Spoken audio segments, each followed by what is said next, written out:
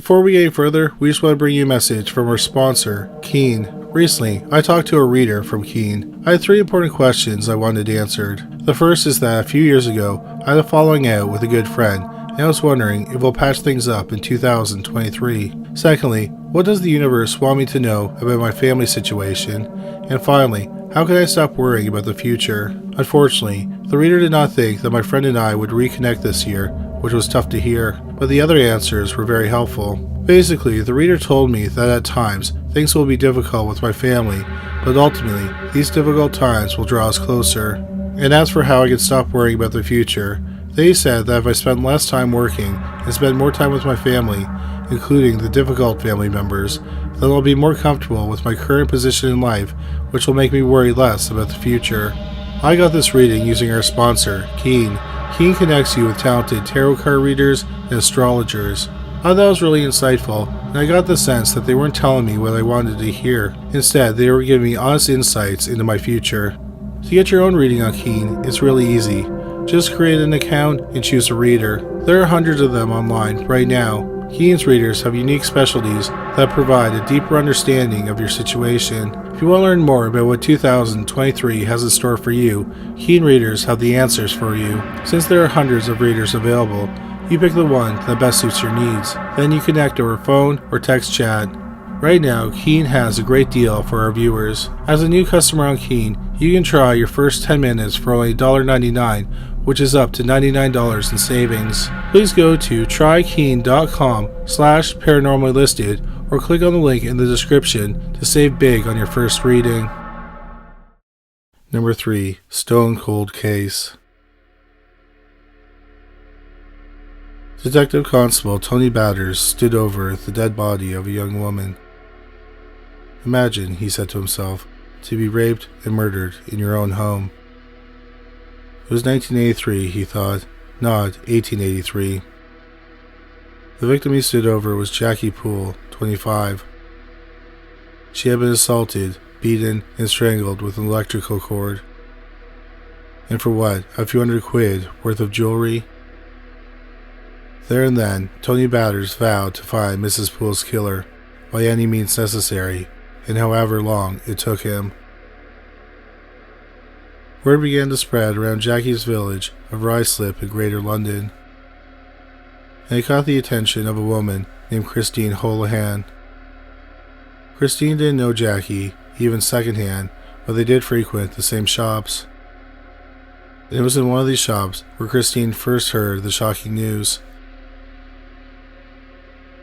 Later that night, as Christine slept, she became restless and heard a voice in her room. Waking up, Christine says she looked over to see a, quote, white line, like the outline of a person, unquote.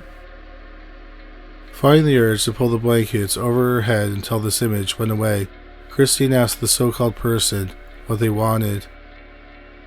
I've been murdered. Will you help me? The ethereal voice asked. After Christine nodded uncertainly, the image identified herself as Jackie Poole. The ghost of Mrs. Poole tried to say everything she wanted to say all at once, as if she was afraid time would run out before she told her story. But Christine listened as Jackie explained the horrible circumstances of her own murder. Then, like the ghost in A Christmas Story, Christine says that Jackie took her on a spirited journey to her own flat a few blocks away. And it was there where Christine relived the murder itself, gory details and all. Before long, Jackie told Christine the name of the man who killed her. The next morning, Christine went to the police and was introduced to DC Batters. Batters was exhausted. He had spent the last few weeks rounding up potential witnesses or potential persons of interest. He and his team had interviewed no less than 35 men in connection with Jackie's murder. So when Christine finally met with Batters, he was dog-tired and more than a little skeptical. Jackie Poole's ghost told you who murdered her? He asked. Christine confidently asserted this was true. But Batters remembered his promise, by any means necessary, as he sat down across from Christine for an interview. As Christine spoke and Batters listened, he looked up from his notes. He grew more intrigued as she talked. The details of the crime were uncanny similar to what he had seen himself. Details that had never been made public. The layout of the apartment, the location of the body, what Jackie was wearing when she was found, the manner in which she died, even the murder weapon, the bathroom lamp cord, was identified. Convinced that either Christine was psychic or she had some inside knowledge, Batters asked her for her name. Christine took Batters' pencil and wrote down not a name, but a word, Pokey. It was the word Jackie had told her, but she didn't know what it meant. But Batters did. Pokey was the street name of a petty thief named Anthony Tony Ruark. He was known to the police, and he had even been interviewed for background information in the Poole murder. After all, he had been a frequent patron at a bar where Jackie worked. But detectives let him go, convinced Pokey simply wasn't the murdering type. Still, Batters poked around Pokey's flat and soon noticed a red sweater outside in the garbage bin. He took it out and brought it to the station with him. Call it a hunch. But a quick check of the sweater revealed nothing incriminating about it. So Batters had to let Pokey go, and he tossed the red jumper into the evidence bin. And it remained there for a long, long time. The only real lead the police had to go on was the word of some kind of medium. And the only evidence they had showed no physical signs or connections to Jackie Poole herself. For 18 years, the case remained one of the coldest in Britain, until science caught up with the psychic. In 1999, while going over cold cases, Detective Chief Inspector Norman McKinley announced that a DNA match from the red sweater to Pokey Ruark had been established. As DC Batters watched on, Tony Pokey Ruark, now pushing 40, was tried, found guilty, and sentenced to life in prison at the famed Old Bailey. And while there were a number of people to credit for Pokey's apprehension and eventual incarceration, including Batters, the reinvestigating Detective McKinley, Christine Hallahan, and even the scientists who matched the DNA, perhaps it might be best to thank the victim herself for reaching out from beyond the grave for justice. Number 2. The Ghost of Mr. Graham. Nearly a teenager when her family sent her away to live with Christopher Walker. It was 1631 in England, and though Anne was reluctant to leave, her father explained it was her family duty to go look after her step-uncle. Christopher had recently lost his wife, and in his grief he had let himself and his homestead slide into despair and disrepair. Upon her arrival, however, Anne immediately cheered up the place, throwing open the curtains and letting the light in. Anne's presence in the house also lifted Christopher's spirits, and perhaps some other parts of him as well. Whispers started around the area of Chester Moors. These were scandalous whispers, the kind that could bring unending shame upon a good name back then. So as Christmas approached, Christopher decided it might be best to have Anne leave, and he made arrangements for her to go and tend after the home of an elderly lady a few miles away. Then Christopher hired his friend, Mark, a local coal miner, to bring Anne to the lady's house. And that was the end of that. The whispers ceased and scandals subdued. A few days later, a man named James Grant was working late in his corn mill. Very late. The holidays had caused a larger demand for cornmeal, and his orders were backing up. Rats were common in the mills at the time, so hearing a midnight skittering on the floor below him, James didn't give it much thought. It was then that the skittering turned to thumping and then scraping, that James picked up an iron rod and went downstairs to see what was going on.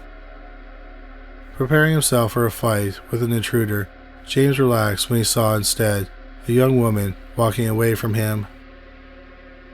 He called out to the woman, who turned to him. Then James tried to hold back a scream. The woman's face and long hair were covered with blood, no doubt from the 5 gaping wounds in her forehead. As James was about to flee, the woman spoke, her clouded eyes betraying her sorrow. Her name was Ann Walker, she moaned. She had been murdered, killed with a sharp pickaxe to the head. Why would someone do this to her? James asked. Because, Anne explained, she had found herself pregnant with Christopher's child. And so he sent her away to be dealt with. Anne went on to tell James that the man who'd done the deed had buried her in a coal pit, along with his pickaxe and shoes, which were dripping with her blood. The teenager begged the miller to report her death to the authorities so that her killers could be caught, and so that she could rest in peace. The apparition vanished then, and James chalked up his experience to being overworked and overtired. He decided against telling anyone what he experienced. They would think him mad. And beyond that, Christopher Walker was an upstanding member of the community and very powerful. James shuddered to think of what Walker would do to him or have done to him. 2 days later, Anne Walker returned, arriving in James's garden at home to again beg him to report her murder. When James again ignored her plea, she returned a 3rd time, finally convincing him he had to tell someone about what was going on, if just for the notion that these visions might stop if he did. On December 21st, 1631, James Graham arrived at the office of a Justice of the Peace and delivered a sworn affidavit about what he had seen. Of course, the judge was skeptical, but he was also diligent. Investigators soon discovered that Anne had indeed been sent away by Christopher, but she never arrived at her destination. But they couldn't find her in or around the village. Graham implored the authorities to search a coal pit just outside of Chester Moors. And that's where they found the dead body of Anne Walker, buried under a mound of coal, with 5 gaping wounds in her head. Nearby, they also found a bloody pair of socks and shoes, and a bloody pickaxe. They belonged to Mark Sharp, the coal miner who was friends with Christopher Walker. When the ghost of Anne Walker told James of a sharp pickaxe, she wasn't referring to the condition of the axe, but rather the man whom it belonged. Further examination revealed that Anne was indeed pregnant, and all eyes turned to her step-uncle. But charges were only brought upon Mark Sharp, and he soon found himself standing trial for murder. Christopher Walker watched on from the gallery to see if Sharp would rat him out, but he needn't worried, because Mark Sharp never pointed a finger at Christopher Walker, though his niece did. While trying to define the motive for Anne's murder, a barrister asked Sharp why he'd done it. Murmurs started in the courtroom as the spectral image of Anne Walker appeared by the jury box. Raising a long arm, she pointed directly at her uncle in the gallery. It was him, she intoned. My uncle told him to do it. Then Anne Walker's spirit vanished. Though the defense objected to whatever witchcraft had occurred, Judge Davenport immediately pronounced a verdict of guilty for Mark Sharp and Christopher Walker. According to Arthur Hayward's 1735 book, Lives of the Most Remarkable Criminals, the trial was suddenly concluded and the 2 men were hanged shortly after. And the ghost of Anne Walker was never seen again. Number 1. Rose on a Grave. Rose McCloskey was also a teenager, and teenagers are going to teenage, even back in 1933. So it wasn't surprising that Rose and her boyfriend, Dennis Boyle, were out looking for an out-of-the-way place to have a little alone time. The couple settled on a cozy bench behind a gravel pit in Fairmount Park in the heart of Philadelphia. Hours later, police found Dennis Boyle staggering around West Philly in a dazed stupor. Blood streamed down his face from a head wound. He was incoherent. Around the same time, a park warden found Rose McCloskey under a tree in the park. Her head was caved in and her throat had been repeatedly stabbed. With cranial fractures and a massive concussion, Dennis was in and out of consciousness in a hospital bed.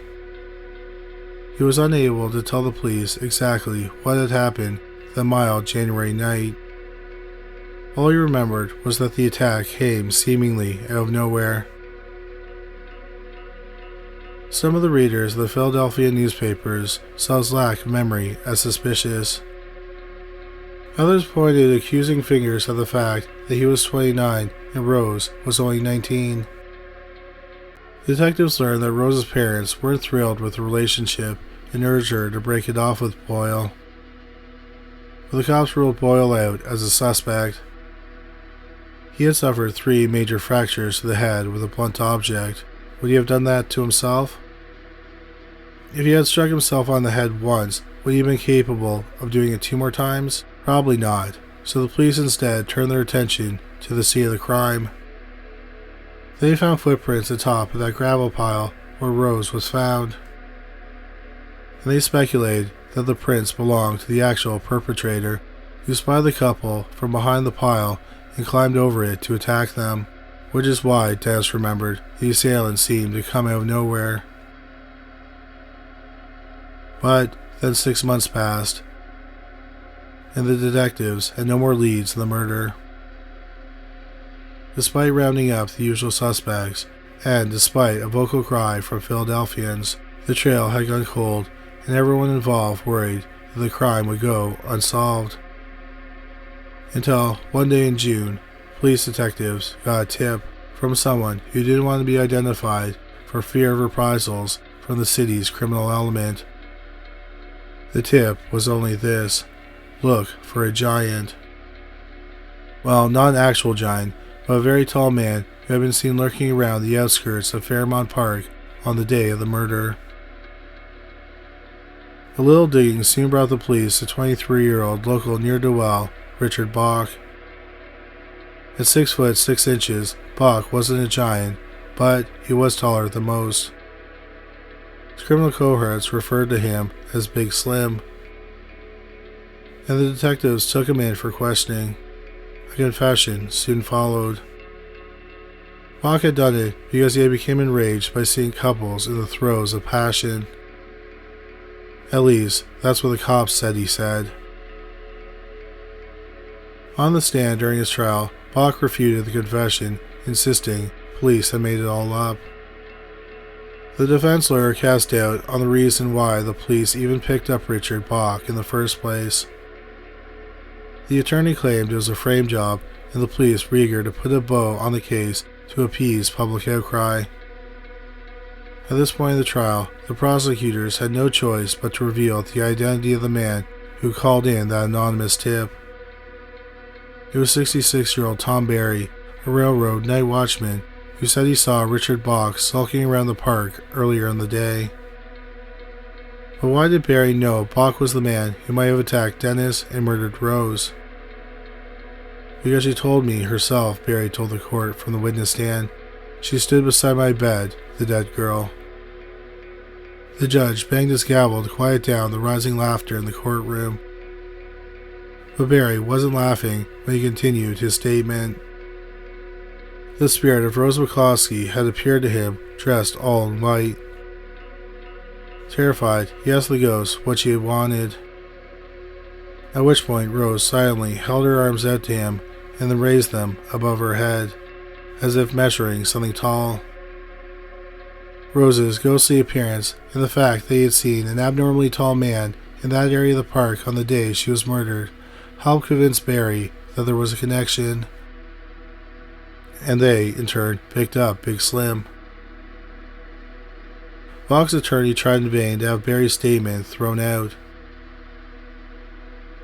When that didn't work, he tried to say Bach was playing cards with his mother on the night in question. When that didn't work, he tried to plead insanity for his client. But the judge and the jury were having none of it. Richard Bach was sentenced to death for the murder of Rose McCloskey.